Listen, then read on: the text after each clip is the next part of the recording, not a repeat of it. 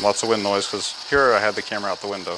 David Collar was driving on Interstate 75 just south of Lexington, Kentucky when he shot this video on his phone. It was almost the last thing he ever did. Keep an eye on the black Lincoln with the bicycle attached to the back in the left lane. David Collar started rolling his video after he says the man behind the wheel started driving recklessly in the emergency lane. This is the first time all of the video has been publicly seen. He's passing people in the left emergency shoulder. He started out, he was tailgating somebody. I guess they didn't get over quick enough for him, so he decides to go in the left emergency shoulder and pass this vehicle. And at this point, Interstate 75 is 3 lanes wide already, so he's made his own 4th lane. I get out my cell phone and turn on video, which is real simple to do, and just try to hold it up and try to get his license plate number. But he doesn't like that, and he slams on his brakes and almost comes to a complete stop in the left-hand lane on I-75. So at that point, I know he's a little bit crazy. This is precisely where David Collar was on the interstate after he finished rolling video of the license plate. But he was concerned because of the bicycle on the back, police would not be able to make out what was on the plate. So he saw the right rear window of the driver's vehicle open. He decided to make the identification easier. He would try to get video of the driver's face. I noticed that I'm getting in front of him, so I'm starting to slow down. And that's when I see his window come down. His window comes down, and he pulls up his hand, points a gun right at my face. We zoom in the picture, and it's very clear. The driver is pointing a gun right at David Collar. And then look at this. Not only is he pointing the gun, you can clearly see smoke.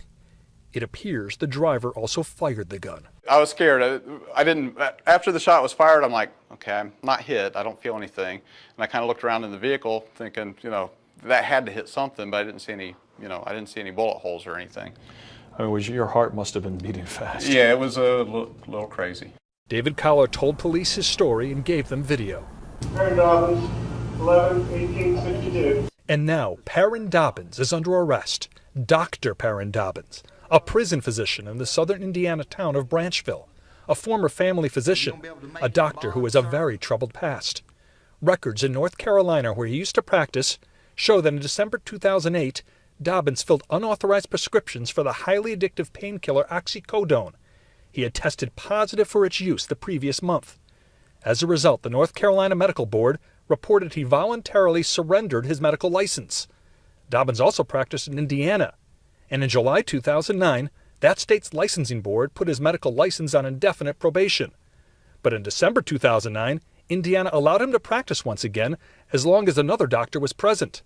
And then in May 2011, Indiana waived that condition, allowing him to practice by himself once again.